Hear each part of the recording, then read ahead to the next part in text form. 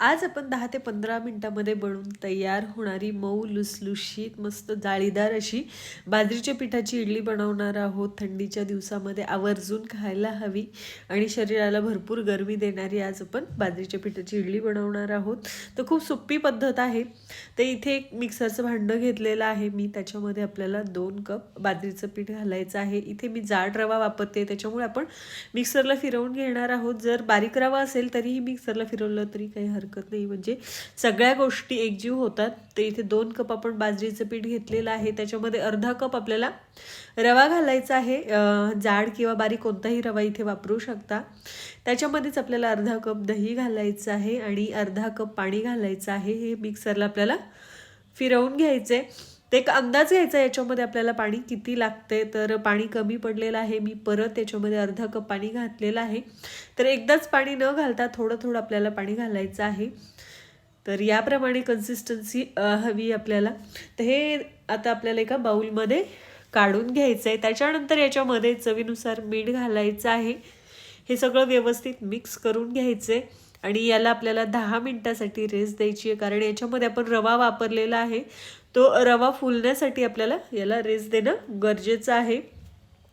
तर 10 मिनिट होत आहे तोपर्यंत आपण याच्यासाठी मस्त अशी चटणी तयार करून घेऊ. तर इथे एक मिक्सरचं भांडं घेतलेलं आहे. त्याच्यामध्ये आपल्याला खोबऱ्याचे काप घालायचे आहे, 2 हिरव्या मिरच्या, थोडंसं आलं घालायचं याच्यामध्ये.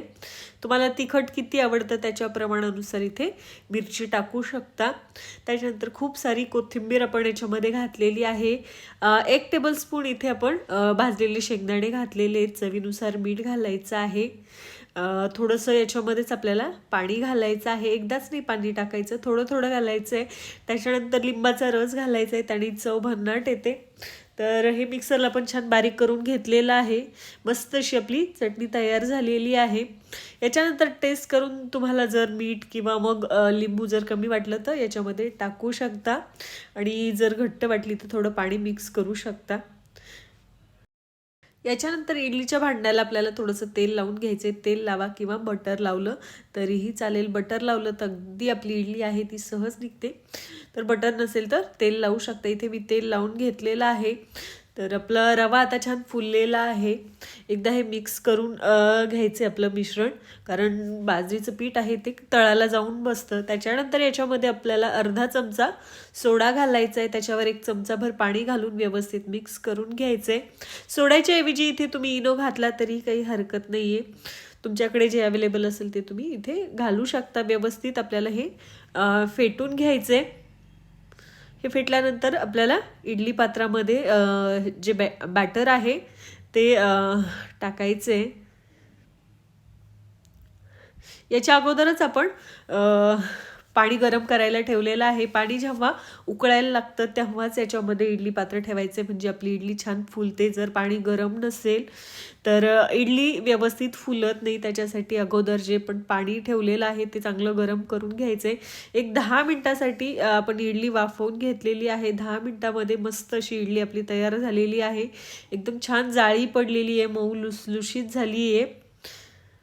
तर ही थोडीशी थंड करून घ्यायची. हाताने जरी तुम्ही काढली तरी हाताने सुद्धा ही इडली सहज निघते बघा. मस्त जाळीदार तयार होते.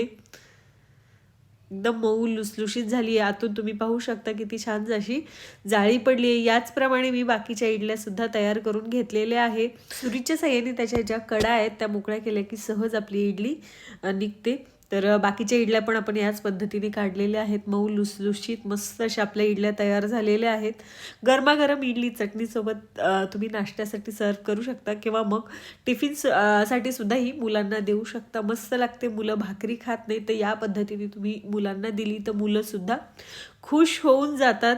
आणि थंडीच्या दिवसात तर आवर्जून बाजरीचे जेही पदार्थ आहेत ते करायलाच हवेत. मस्त अशी आपली इडली तयार झालेली आहे.